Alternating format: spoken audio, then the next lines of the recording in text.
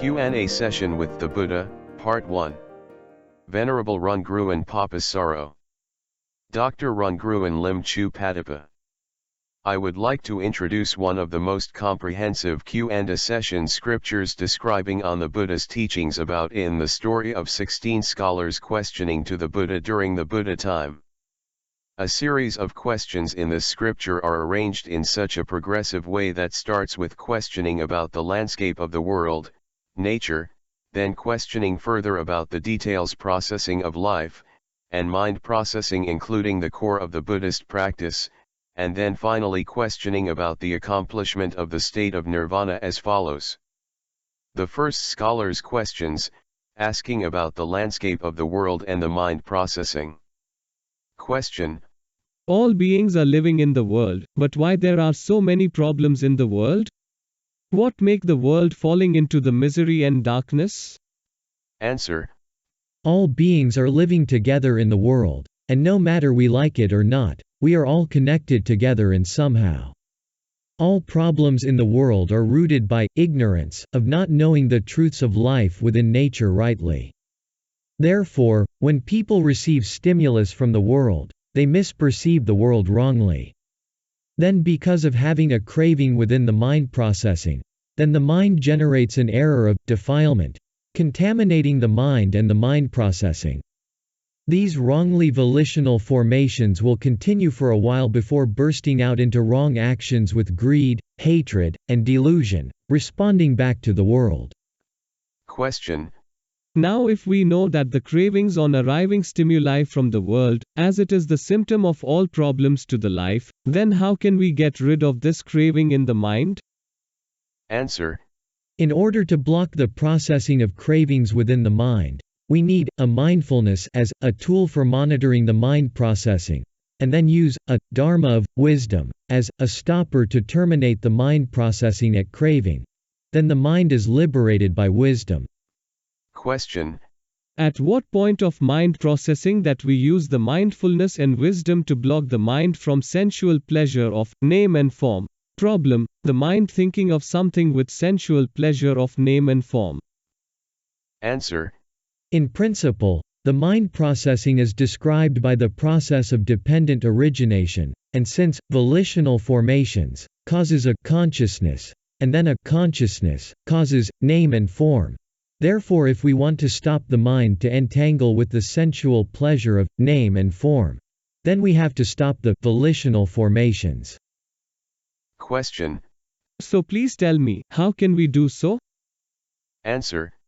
This can be done by performing a Buddhist practice to have a mindfulness to observe and then to gain wisdom of the truths of life within nature.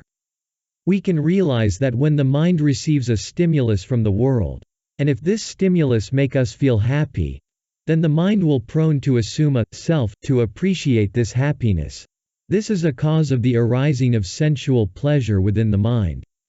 Well, in order to resolve this problem, we should have a mindfulness with a wisdom of Dharma to abandon the arising sensual pleasure, specifically at the craving at the process of dependent origination. The second scholar's questions, asking for the method of how to use a mindfulness and wisdom for the cessation of craving of whatsoever happening in the past, the present, and the future. Question. It appears that by having a stream of consciousness, it is unavoidable to entwine with the craving, causing a stream of craving connecting matters in the past, the present, and the future together. So tell me, how can we abandon and break this stream of craving? Answer. You are right. It is difficult to break the stream of craving that aggravates the stream of problem from the past, the present, and the future together. And this is the reason why the one who is able to abandon the craving should be called a great person. Now let me try to explain on how we can resolve this problem in 3 steps as follows. Firstly, you should understand that craving is just a part of the process of dependent origination when a stream of consciousness mistakenly processes into a wrong direction by assuming that there is a self to appreciate the sensual pleasure. Then as the process of dependent of origination keeps on processing, then the past, the present, and the future are connected together.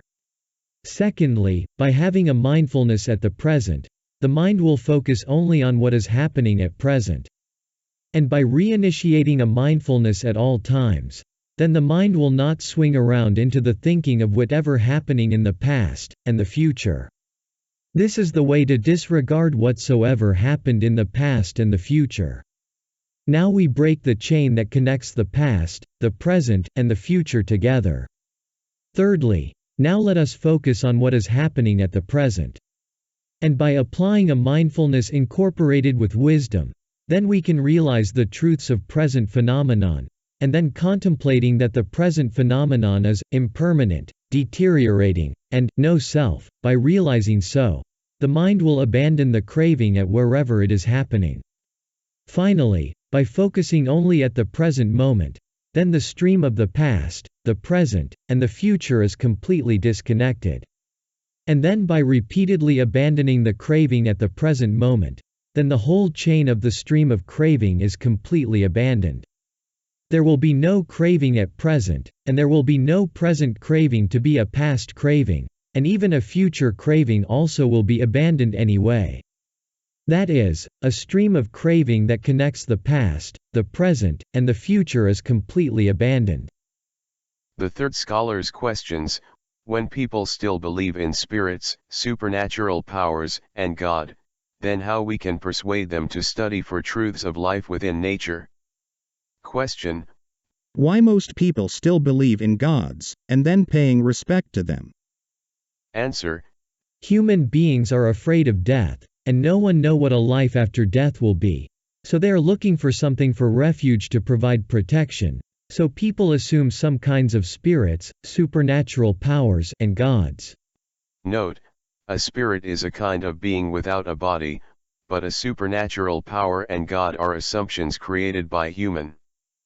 Then they try to please these spirits and gods by performing sacrifices in exchanging for happiness. Their unexplainable matters are classified as supernatural powers. Question: by any chance, can we make an end of suffering in life by performing a sacrifice to spirits and gods?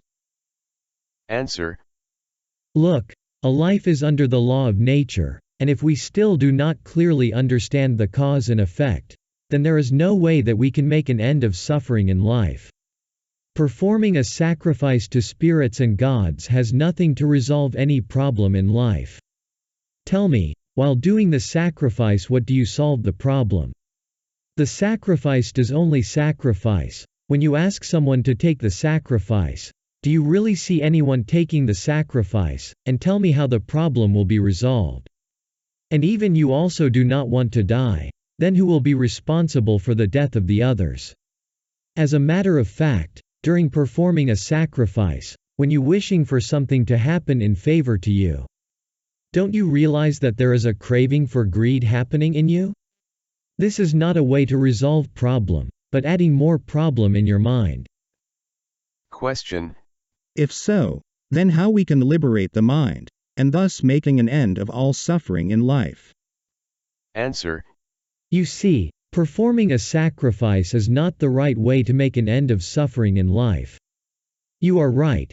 We can make an end of suffering in life by liberating the mind by wisdom, by investigating on the origin of suffering, and then trying to resolve the problem as follows. Firstly, we have to understand that suffering in life is caused by an unwholesome mind.